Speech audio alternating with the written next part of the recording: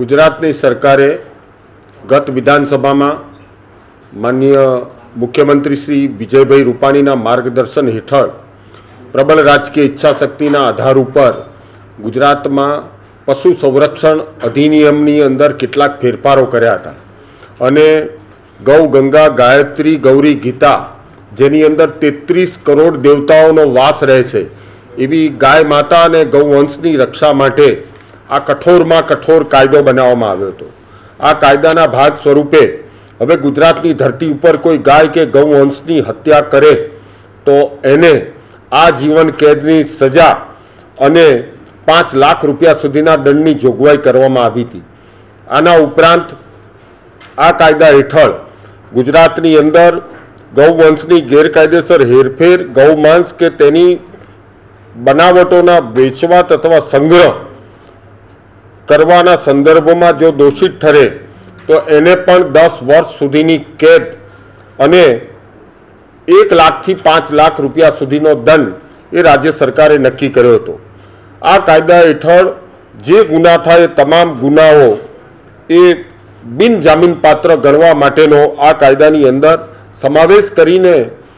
ગૌવંશ કે એની હેરાફેર માટે કોઈ વાહન વપરાય તો એ વાહનને પણ રાજ્યસાત કરવા માટેનો નિર્ણય એ કાયદાના માધ્યમથી રાજ્ય સરકારે કર્યો હતો। અમારા ઉચ્ચ અધિકારીઓ દ્વારા આ કાયદો બન્યા પછી તાત્કાલિક એના નિયમો બનાવવા માટે કમિટીની નિમણૂક કરવામાં આવી હતી ને આ કમિટીએ આના સંદર્ભના જે જુદા જુદા નિયમો બનાવ્યા છે એ નિયમો આજે એનું નોટિફિકેશન પ્રસિદ્ધ કરવામાં આવે છે। આ નોટિફિકેશન અન્વયે હવે ગુજરાતમાં પશુઓની હેરાફેરી ઉપર સાંજના 7 થી વહેલી સવારના 5 વાગ્યા સુધી એના ઉપર સંપૂર્ણપણે પ્રતિબંધ મૂકવામાં આવ્યો છે। એવું ધ્યાનમાં આવ્યું છે કે રાત્રિના સમયે આ પ્રકારની હેરાફેરી કરીને આ પશુઓની હત્યા ખાસ કરીને ગૌવંશની હત્યાના વ્યાપક બનાવો ન બને એટલા માટે આ અમલીકરણ કરવામાં આવ્યું છે। આ ઉપરાંત પહેલાં આની જે દિવસ દરમિયાન પરમિટ આપવા માટે જુદા જુદા 38 જેટલા અધિકારીઓને પદાધિકારીઓને સત્તા આપવામાં આવી હતી અને હવેથી રાજ્યમાં આ પ્રમાણેની હેરાફેરી માટે ટીડીઓ મામલતદાર ચીફ ઓફિસર મહાનગરપાલિકાના deputy health officer assistant commissioner deputy municipal commissioner અને વેટરનિટી ઓફિસર આટલા જ લોકોને આના માટે અધિકૃત ગણવામાં આવ્યા છે। આ ઉપરાંત રાજ્યની અંદર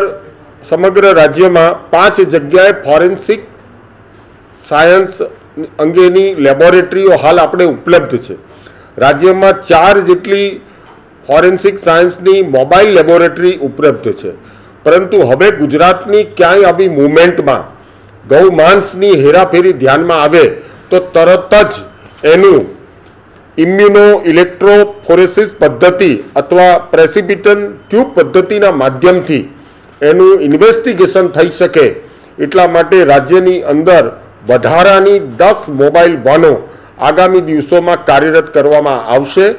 જેના કારણે સ્થળ ઉપર તાત્કાલિક જ આ ગૌમાંસ છે કે એના સંદર્ભમાં આપણે નિર્ણય કરી શકીએ। આમ રાજ્ય સરકારે વિધાનસભાની અંદર જે એક્ટ બનાવ્યો હતો એ એક્ટના નિયમોનું આજ રોજ એનું નોટિફિકેશન કરવામાં આવે છે।